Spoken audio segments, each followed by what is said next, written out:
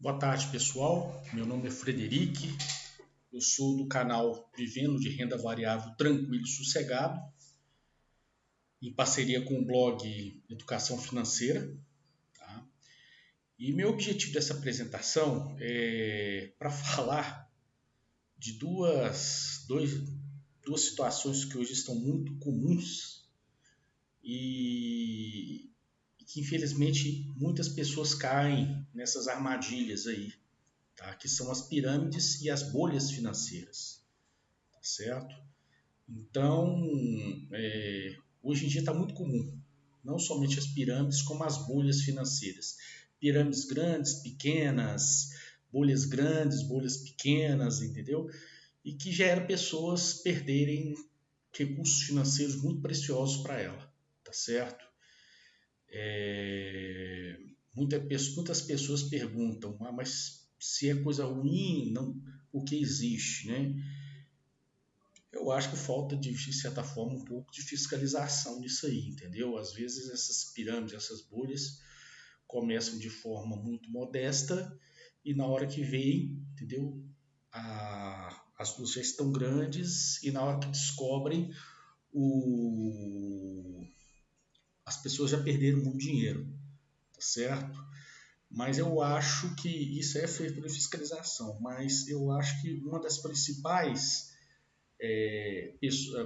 uma das principais formas de evitar são as pessoas conhecerem, entendeu? Entenderem o que é e se aparecerem propostas, situações de pirâmides, de bolhas, as pessoas saírem fora, não aceitarem, entendeu? Existe algumas que começam lícitas, entendeu? Mais do ponto de vista de bolha, né? Pirâmide, para mim, nunca foi lícito, né? Às vezes a bolha, né, pode começar lícita, entendeu? Para mim, a pirâmide nunca foi lícita, a meu ver, né? Mas chega um determinado momento que as duas têm características ilícitas, entendeu? Porque vê-se que o negócio está incontrolável e continua alimentando a farsa, né? Então, meu objetivo disso é mostrar, tá certo? O que é para vocês, se verem situações dessa, saírem fora, entendeu? Para não perderem dinheiro, tá? Muitas vezes essas pirâmides, essas bolhas pegam as pessoas, mas porque, tipo assim, a pessoa tem aquela necessidade, estou precisando de dinheiro, a proposta é boa, entendeu? Então eu vou entrar nessa. Gente, não existe dinheiro rápido e fácil. Acho que isso aí é uma coisa que é clara, entendeu? Então, não acreditem. Primeira coisa para evitar, entendeu? Para fugir dessas armadilhas, não acreditem em nada, tanto que característica para identificar tanto uma como outra, vocês vão ver que são não acredite em nada fácil e não acredite em nada mirabolante. Isso aí está muito acima da média que o mercado favorece, tem no comércio, no mercado.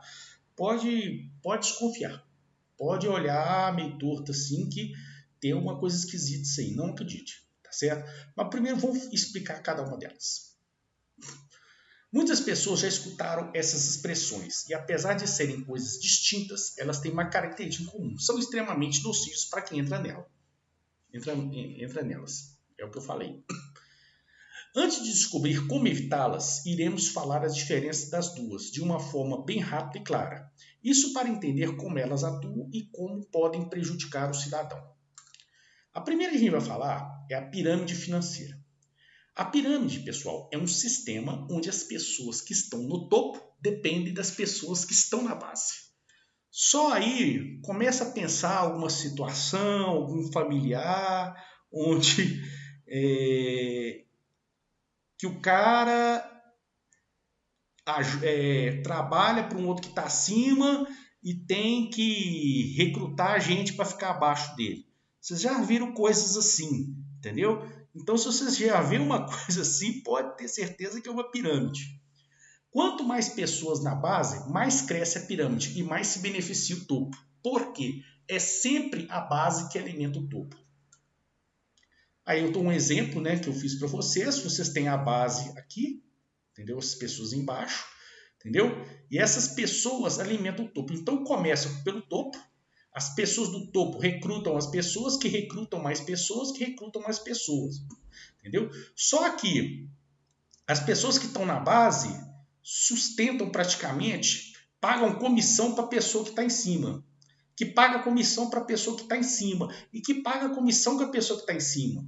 Entendeu? Então a pessoa que está em cima recebe comissão de todos esses que estão embaixo. Então, quanto a pessoa está mais em cima, entendeu? Melhor para ela. Entendeu? Só que o que acontece? A pessoa que está mais embaixo, né?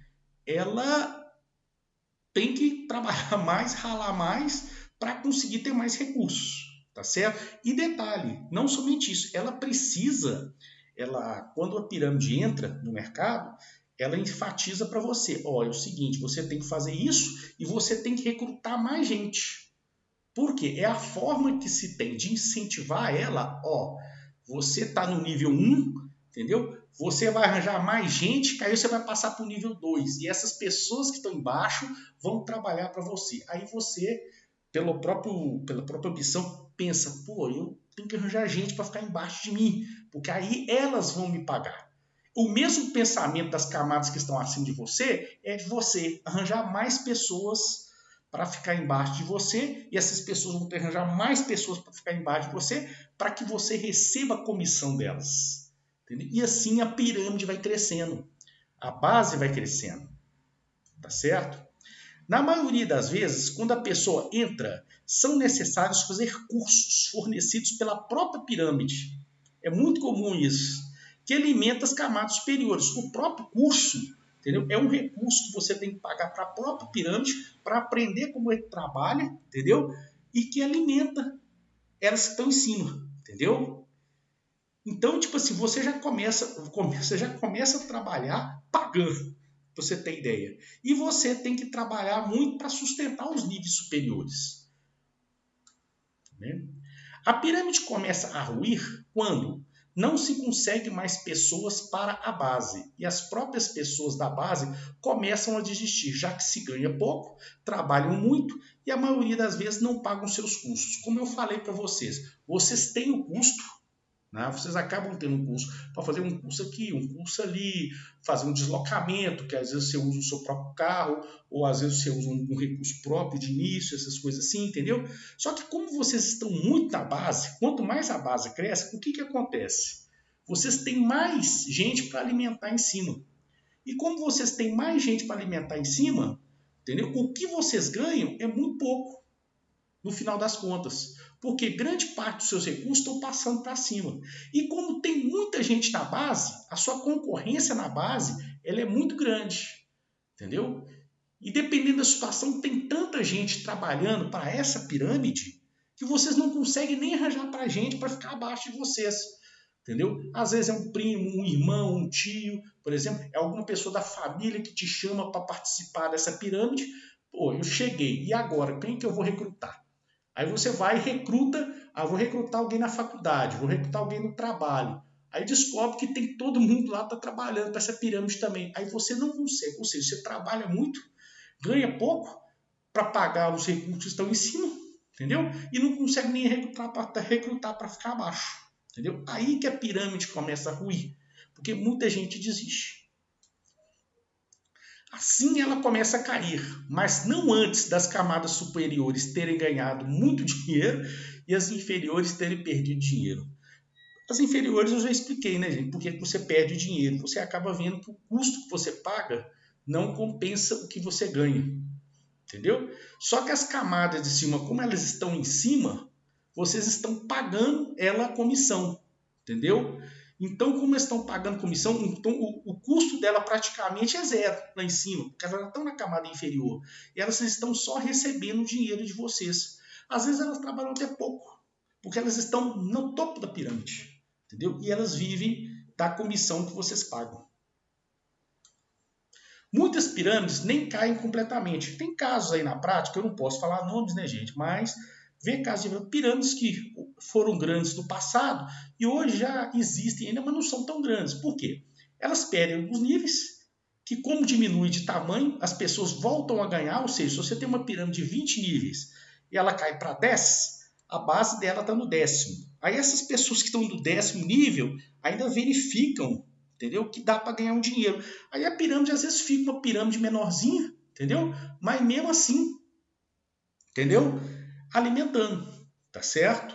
Muitas pirâmides ficam menorzinhas, é muito difícil voltar ao nível anterior depois que descobriu que é uma pirâmide, né? Mas continua. Sem contar que muitas dessas pirâmides, gente, elas não são nem uma pirâmide dentro de um país só, não. Às vezes tem pirâmide dessas aí, são pirâmides internacionais, entendeu? Então fica até difícil até uma legislação, a lei e a justiça pegar essas pirâmides, né? Que são ligadas às várias nacionalidades, entendeu? Como identificar uma pirâmide financeira? Não entra em nada onde você deva recrutar pessoas para trabalhar abaixo de você para que se receba bônus. Gente, para mim essa aqui é a primeira. Eu acho que se você souber isso aqui, já está praticamente bom. Eu vou falar as demais, mas que são características também. Mas essa é a primeira. Quando vem isso aí, gente, esse negócio, não, vem trabalhar, você vai ganhar um dinheiro, patati patatá, aí você recruta gente para trabalhar para você, entendeu? Aí você vai ganhar um bônus por isso. Na hora que você vê isso, já sai fora. Você já percebe que é esquema de pirâmide, entendeu? Inclusive, eles estão muito audaciosos ultimamente. Antes, eles falavam que essa pessoa pagava uma comissão para você, entendeu? Agora não, agora eles falam que você recebe um bônus da empresa, ela virou uma empresa, entendeu? Então, Frederico, você não recebe do que está embaixo, você recebe um bônus da empresa. De onde vocês acham que sai esse dinheiro, gente? É só mudar a nomenclatura para tentar disfarçar o esquema de pirâmide. Mas é uma pirâmide. Se você tem que recrutar alguém para trabalhar abaixo de você, gente, já desconfia. Já desconfia que esse troço não faz o menor sentido, tá certo? E também, agora eu vou falar os demais, acho que o terceiro é legal também. Desconfie de propostas mirabolantes com altos ganhos de remuneração que diferenciem muito do mercado. Gente, vocês veem demais esquema de pirâmide, pessoal, você vai nas apresentações, o pessoal mostra foto andando em iate, andando em carro de luxo, jogando golfe, andando de cavalo, viajando para o exterior, para outros países, Estados Unidos, Europa. Vocês veem, quando vê, gente, você vai chegar num bônus master triple. Quando você chegar, você vai ganhar um bônus, vai poder viajar para a Europa, vai poder viajar para os Estados Unidos, entendeu? Vai ficar num hotel 5 estrelas em Las Vegas. Na hora que você vem com isso para você, gente, já desconfia, pelo amor de Deus. E detalhe, qualquer coisa também não é não é só isso não.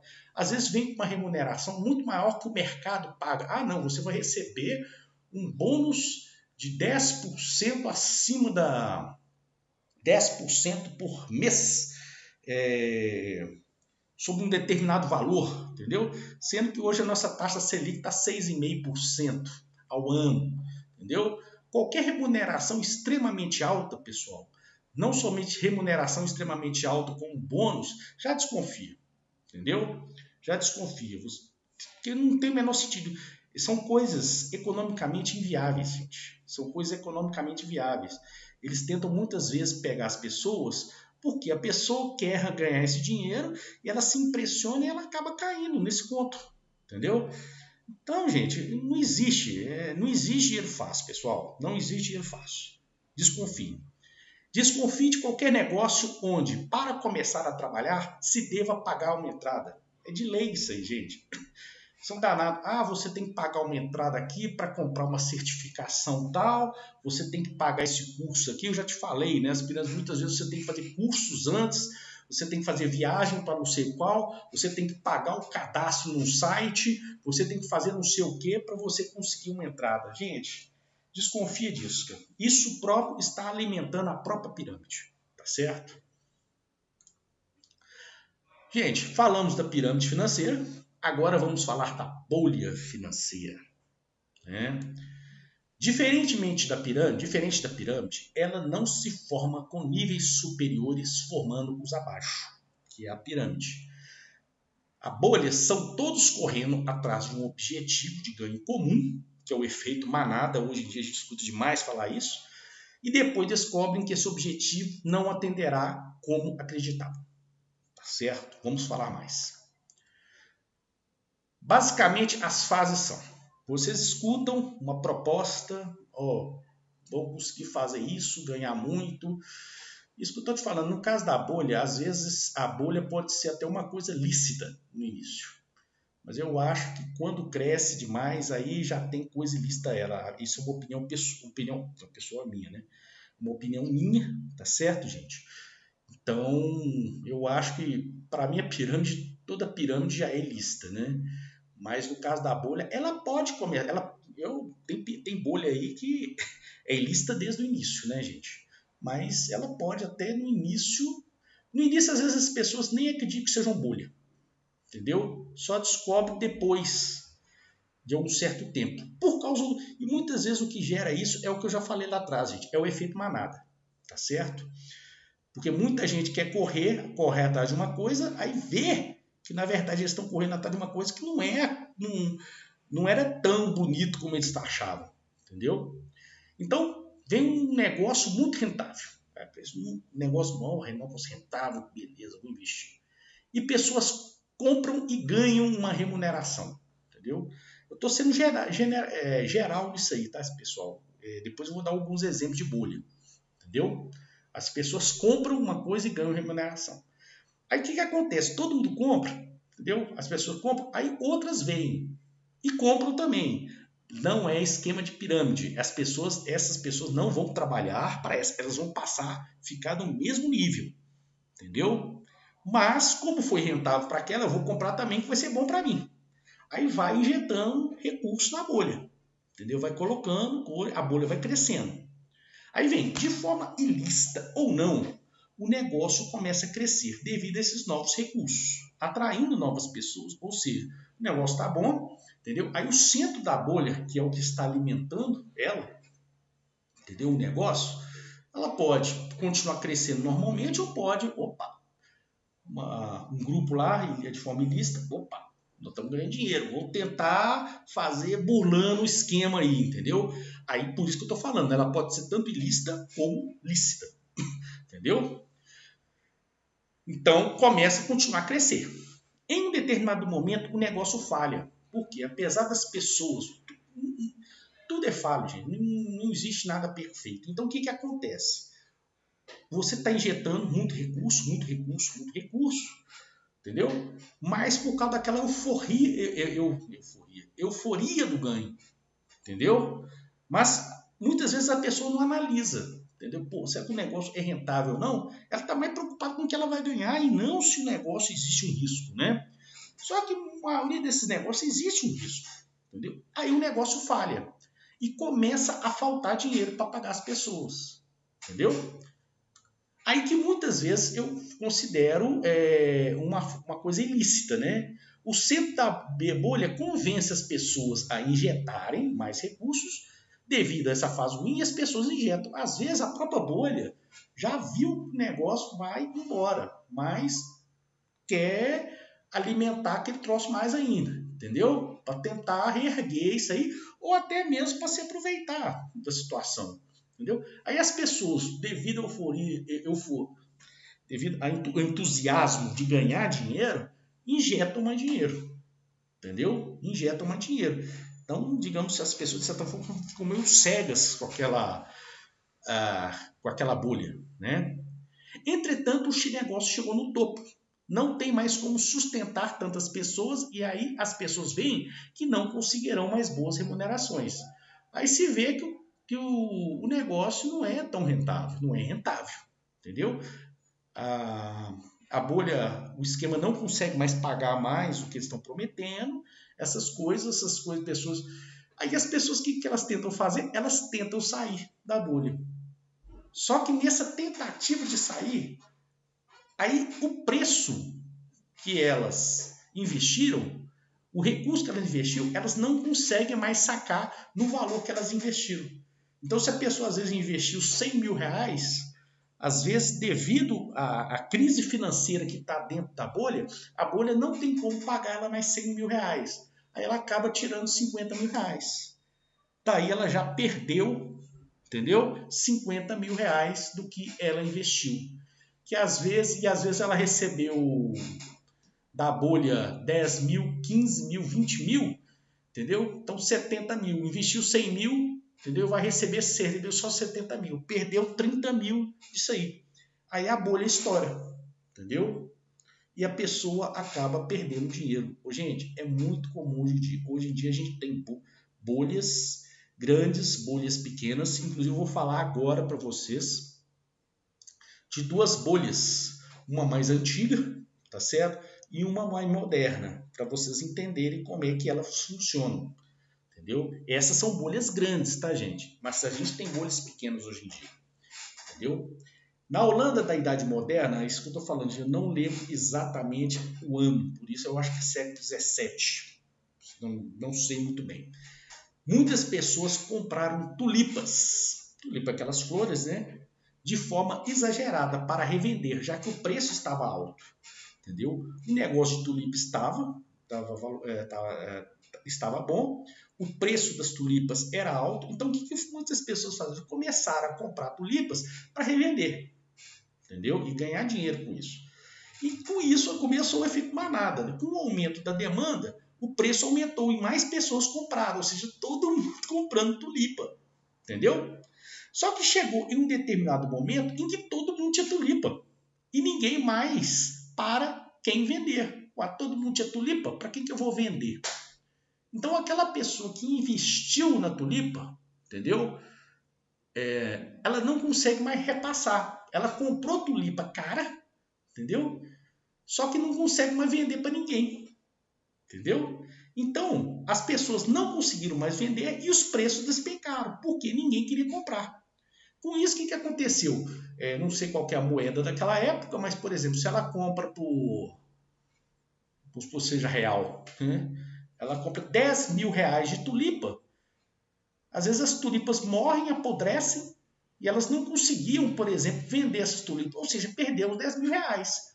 Ou, na pior das hipóteses, se conseguisse vender, comprava por 10 mil e vendia por 1.000, entendeu? Aí a bolha estoura. Aí com isso a pessoa perdeu o dinheiro dela investido, entendeu? Essa bolha ela foi muito famosa na Europa, gente, entendeu? Foi na Holanda que aconteceu. Né? E a bolha mais famosa que a gente teve recentemente foi a crise do subprime, né, nos Estados Unidos. Inclusive recomendo vocês assistirem, pessoal, A Grande Aposta, está no Netflix. Assistam A Grande Aposta, que isso que eu estou falando aqui para vocês está lá na Grande Aposta, tá certo? Vamos explicar ela melhor aqui. No ano de 2008, a quantidade de financiamentos imobiliários nos Estados Unidos era altíssimo. Financiamento esse que crescia desde a década de 70. Desde a década de 70 começou, até a década de 70 não era muito não, né? Mas depois, na década de 80, década de 90, começou a crescer muito o financiamento. O mercado imobiliário americano cresceu muito. Eram inúmeras pessoas comprando imóveis via financiamento e alugando seus imóveis. Ou seja, você comprava um imóvel, só que a pessoa não tinha um imóvel. Então ela pedia dinheiro emprestado para o banco.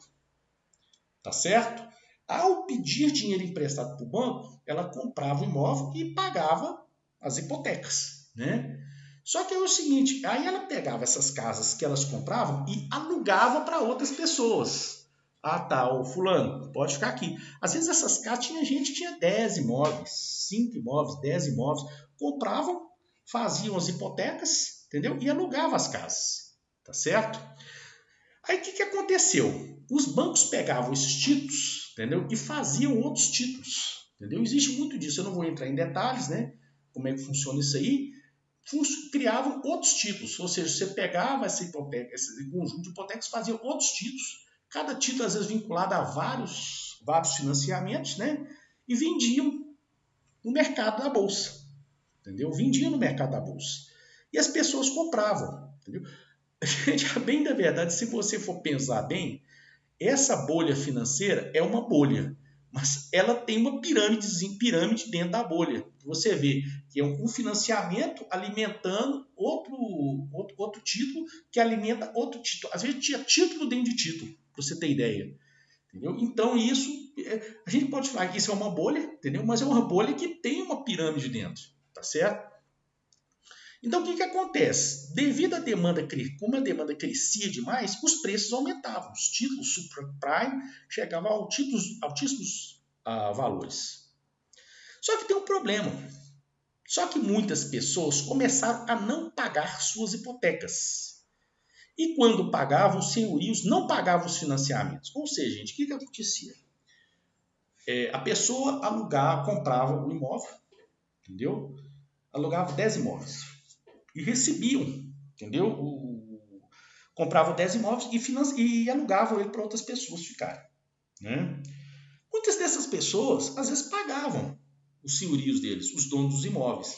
Só que os donos dos imóveis, sei lá o que acontecia, não pagavam os financiamentos, ficavam devendo os bancos. Entendeu? Ou seja, usavam o dinheiro para outra coisa. Sei lá, o troço estava muito bom, vou pegar esse dinheiro e viajar para o exterior, vou comprar um carro novo. É gestão financeira mesmo, entendeu? Pode ser de forma lícita ou forma ilícita, não sei, não vou entrar nessa discussão, mas por uma questão de financeira acabava não honrando as dívidas, tá certo? Então, isso gerava um déficit, porque, poxa, você pegava um financiamento do banco, né? Esse financiamento você tinha que pagar mensalmente um valor. Não pagava, entendeu? Isso gerava um déficit com o banco. Como o mercado de subprimes era muito grande, ou seja, o volume de dinheiro era muito grande, não se reparou isso no início, porque o mercado era muito grande, tá certo? Então não se reparou esse déficit no início. E quando se descobriu, havia um déficit de bilhões de dólares, gente. Havia um déficit imenso, muito grande, entendeu? Então, as pessoas começavam, pagavam. Tinha algumas pessoas também, às vezes, não pagavam o financiamento. Mas era muito comum isso. A pessoa pagava o financiamento, passava para o dono do imóvel, e o dono do imóvel não pagava a hipoteca ao banco. Entendeu? Aí começou a gerar aquele rombo. Entendeu? O dinheiro não entrava. Entendeu? A festa estava muito grande muito grande no mercado imobiliário, nos subprimes, né? Aqui no Brasil, a gente um exemplo disso seria o certificado de recebíveis certificado de recebíveis imobiliários. São os CRIs, não vou falar isso, mas esses CRIs seriam como se fossem subprimes lá, tá certo? Que estavam vinculados a isso. Ou seja, entendeu? Você não pagava uma dívida que você tinha com o banco, entendeu? E começou a fazer um déficit, entendeu? Só que no início o pessoal não reparou esse déficit, entendeu? Só que quando reparou, como eu já falei, foi um déficit de bilhões de dólares. Como consequências, os títulos começavam a não pagar seus prêmios, já que se tinha de déficit. Ou seja, muitos desses títulos têm um prêmio que se paga, entendeu? Quando os bancos viram a dívida que se tinha devido ao não pagamento das hipotecas, começaram a não pagar. Ou seja, se você tinha um subprime, por exemplo, o maior nível de subprime, entendeu? Pô, não está pagando o meu prêmio. Por quê? Descobriu que lá na casa não estão se pagando as hipotecas, entendeu? Com isso, entendeu? Primeiro, não se paga o prêmio. Aí a pessoa, pô, e aí? Não vou ficar com esse troço, não. Só que aí o que acontece? Devido ao fato de não se pagar, o preço dos ativos começa a despencar. E ninguém consegue vender, já que ninguém mais queria. Como viram que o ativo era ruim, entendeu? Estava ruim para pagar, o preço começou a cair. Aí a pessoa, não, eu vou vender. Só que todo mundo já sabia que o ativo era ruim. Aí ninguém queria comprar. Entendeu?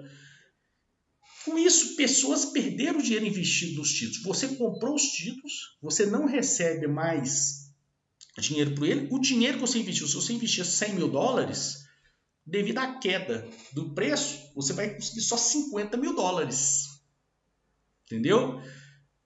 Você vai conseguir somente US$ 50.000, porque é o mesmo raciocínio que eu fiz lá atrás, né? Das etapas da bolha.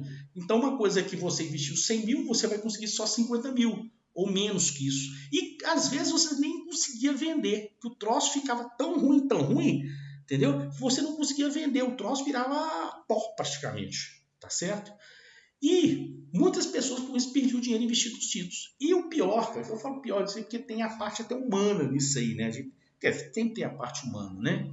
Muitas pessoas foram despejadas de suas casas devido a dívidas de hipotecas que muitas vezes haviam sido pagas, mas não foram erradas junto aos bancos.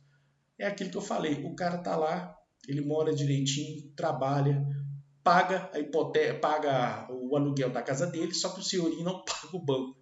Aí o banco vem, confisca a casa e fala, meu amigo, você vai ter que sair, você, sua esposa, seus filhos, seu cachorro, seu gato, seu pai, sua mãe. Foi uma das maiores crises que a gente teve nos Estados Unidos, que afetou inclusive o mercado de fora, porque muita gente de fora comprava também esses subprimes, tá, gente? Então foi uma crise muito feia, muito feia. E como se identifica uma bolha financeira? Fujam do chamado efeito manada. Não façam algo porque outras pessoas estão fazendo. Isso é o número 1, gente. Entendeu? Para de empolgar. Tá todo mundo fazendo, eu vou fazer. Você tem que analisar aquele seu investimento.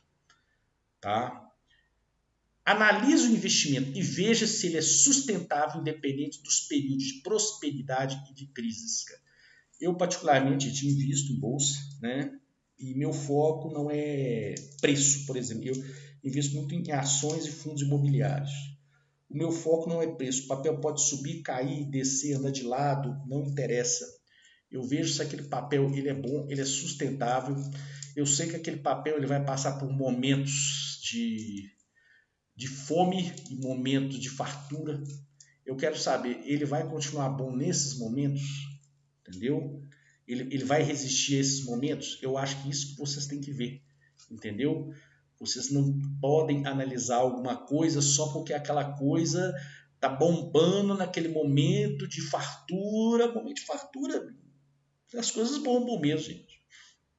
Entendeu? As coisas bombam. Vocês observam isso até no Brasil, né? Durante muitos anos aí nós tivemos um momento de fartura, mas quando começou a crise, o troço despencou de forma feia, entendeu? Não acredite em nada que venham com promessas mirabolantes, que paguem muito mais que o mercado. Isso gera o efeito manada, que depois se observa que não é tão rentável quanto as promessas. Acontece, inclusive, nas pequenas bolhas, tá, gente? Nesse caso, eu dei exemplo de grandes bolhas, mas isso que eu estou falando, eu não posso falar. Essas eu posso falar porque essas leis são públicas, né? Mas existem outras pequenas bolhas acontecendo muito aqui no país, e volta e meia, sai noticiário, que a pessoa vai, investe, depois vê que o troço não é essa nona maravilha, não. Entendeu? Então, gente, se preocupe com isso, tá? E eu acho que o mais importante que tem para falar para vocês é o seguinte, cara, não existe dinheiro fácil, tá, gente? Dinheiro é suado. Então, analise se vocês vão investir seu dinheiro, analisem. Inclusive eu falo, eu acho que o mercado financeiro é fantástico. O mercado financeiro é fantástico. Eu, inclusive, recomendo a vocês a estudarem mercado financeiro, mercado de investir em bolsa de valores. É algo fenomenal, algo fantástico, entendeu? Inclusive, eu acho que o Brasil é um país que, infelizmente, hoje ainda vive na famosa renda fixa. A gente tem que diminuir essa cultura, okay? E investir em algo que gera riqueza, entendeu? Que é a parte de mercado financeiro, empreendedorismo e mercado financeiro, tá certo, gente? Porque isso aí que gera riqueza para o país, tá certo? Então, mas para investir em tudo você tem que estudar, porque o troço é fantástico, é bacana, o troço é bom, mas em toda área tem gente que tem olho gordo, quer ganhar dinheiro fácil, e não exige dinheiro fácil, tá, gente? Então, o negócio é bom, o troço é fantástico, funciona, entendeu? Eu, para você ter ideia, invisto em bolsa de valores já tem um tempão, entendeu? E para mim não existe outra coisa, entendeu? Outra forma de investimento melhor. Aquela velha história, o que eu já falei, eu invisto focando em longo prazo, entendeu? E dividendos em empresas sustentáveis. É aquilo que eu estou falando, eu falei no seguinte item. Analise os investimentos e veja se ele é sustentável, independente de período de prosperidade e crise. É esse que é o meu foco. Ah, o troço é bom, mas está em período de prosperidade. E quando for crise, o que vai ser? Aí é outra coisa, não. O negócio bom é aquele que aguenta todos os períodos, tá, gente? Tá certo? E muitas vezes o negócio ruim vai tentar te convencer, falando que ele é bom, oferecendo altas remunerações. Não acredite, tá certo? Seja crítico, analise, tá certo? As coisas, passei aqui, né? Analise, porque só analisando, só estudando direitinho, entendeu? Só ponderando que vocês vão conseguir crescer e ganhar dinheiro, ok? Muito obrigado. Qualquer dúvida pode mandar esse e-mail para o frederikwd 14/1973@gmail.com, que assim que possível eu retorno, tá certo? Assine meu canal na Vivenda de Renda Variável, tranquilo e sossegado, tá certo? E que sempre que tiver uma novidade vocês vão saber. Vivendo de Renda Variável, tranquilo e sossegado. Tem um cifrãozinho lá no símbolo dele, tá certo? Cliquem lá que assim que tiver novidade vai cair para vocês. E curtam aí, compartilhem o meu vídeo se vocês gostarem, entendeu? E meu objetivo é passar a educação financeira, tá certo? E tenham boa tarde para todos vocês, entendeu? E aguarde os próximos vídeos. Um abraço.